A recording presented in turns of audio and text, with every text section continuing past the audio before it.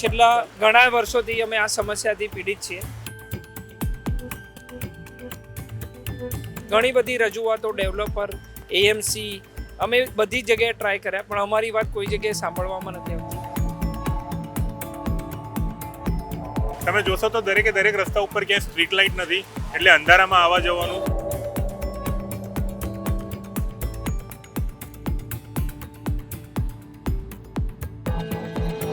આજે સવારે મારી સોસાયટીમાંથી એક ભાઈને ડાયાલિસિસ માટે જવાનું હતું, પણ મુશ્કેલથી એ કાર લઈને એમના પોતાના રિસ્ક પર લઈને આવ્યા.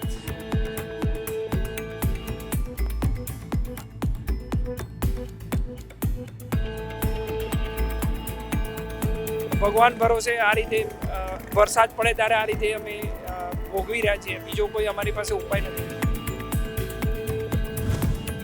ગોદરેજ ગાર્ડન સિટીનો રહીશ છું. છેલ્લા ઘણા વર્ષોથી અમે આ સમસ્યાથી પીડિત છીએ. આ એવરી વર્ષ દરેક વર્ષે આ જ પ્રોબ્લેમ થાય છે. ઘણી બધી રજૂઆતો ડેવલપર, એએમસી, અમે બધી જગ્યાએ ટ્રાય કર્યા, પણ અમારી વાત કોઈ જગ્યાએ સાંભળવામાં નથી આવતી. દર વખત વરસાદમાં આટલું જ પાણી ભરાય છે. રહીશો એટલો જ પ્રોબ્લેમ ભોગવી રહ્યા છે. ઇમરજન્સીના ટાઈમમાં કોઈને બી કોઈ જગ્યાએ બહાર વસ્તુ લેવા જઈએ તો બહુ તકલીફ પડી રહી છે. આજે સવારે મારી સોસાયટીમાંથી એક ભાઈને ડાયાલિસિસ માટે જવાનું હતું, પણ મુશ્કેલથી એ કાર લઈને એમના પોતાના રિસ્ક પર લઈને આવ્યા. આ સ્કૂલ છે બાજુમાં, તમે જોઈ શકો છો. સ્કૂલના વિદ્યાર્થીઓનું ભણતરનું શું? મને એવું નથી લાગતું કે આટલા પાણીમાં સ્કૂલ કાલે ચાલુ રહેશે.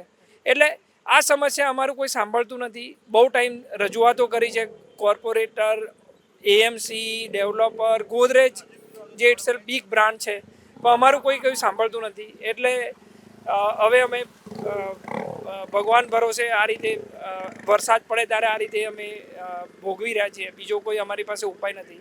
અને અમે આશા રાખીએ છીએ કે એએમસી, સત્તાધીશો અને ગોદરેજ આનું જલ્દીથી નિરાકરણ લાવે. હું ગોદરેજ ગાર્ડન સિટી જગતપુર ગોતા અહીંયા રહેવાસી છું. છેલ્લા 7-8 વર્ષથી અહીંયા રહું છું. દર વર્ષે આ ચોમાસામાં જ્યારે વરસાદ પડે છે ત્યારે અહીંયા પાણી ભરાઈ જાય છે. આખા ગોદરેજ ગાર્ડન સિટીમાં 3 રસ્તા છે, 3માંથી એક પણ બાજુ અમે નીકળી નથી શકતા કે બહારથી કોઈ આવી નથી શકતું. બીજું, દરેકે દરેક રસ્તા ઉપર મોટા મોટા ખાડા પડેલા છે. અમે છેલ્લા 3 વર્ષથી મ્યુનિસિપાલિટી કોર્પોરેશન અને બિલ્ડરને કમ્પ્લેન કરીને થાકી ગયા છે કે રોડ રસ્તા બની આપો. તમે જોશો તો દરેકે દરેક રસ્તા ઉપર ક્યાંય સ્ટ્રીટ લાઇટ નથી, એટલે અંધારામાં આવવા જવાનું છોકરાઓ અને બહેનો માટે એક રિસ્કી થઈ જાય છે. એટલે અહીંયા જે આ સમસ્યા છે, આ સમસ્યાનું નિરાકરણ કઈ રીતે આવશે એ તો ખબર નથી. અમે લોકો મ્યુનિસિપાલિટી કોર્પોરેશનમાં પણ કમ્પ્લેન કરીને થાકી ગયા છે.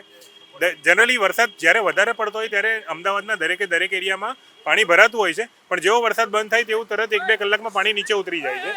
જ્યારે અહીંયા તમે જોશો તો અહીંયા 24-48 કલાક થઈ ગયા. વરસાદ ગઈકાલે પડ્યો હતો, આજે સવારથી વરસાદ બંધ છે, છતાં પણ આ પાણી નીચે ઓછા નથી થયા. આ તમે જે પાણી જુઓ છો એ ખાલી 20% પાણી છે. ગઈકાલે આનાથી બીજું 80% પાણી વધારે હતું. એટલે દર વર્ષે અમે આ સમસ્યાની સામે અમે લડી રહ્યા છીએ. અને અહીંયાના લોકોને જ્યારે પણ વરસાદ પડે ત્યારે ઓફિસમાં રજા લેવી પડે છે, આવવા જવામાં તકલીફ પડે છે. દરેકે દરેક રોડ ઉપર ખાડા પડી ગયા છે અને સ્ટ્રીટ લાઇટ નથી. એટલે લાઇટ, રોડ અને આ વરસાદના પાણીનો નિકાલ બહુ અત્યંત જરૂરી છે. Thank you.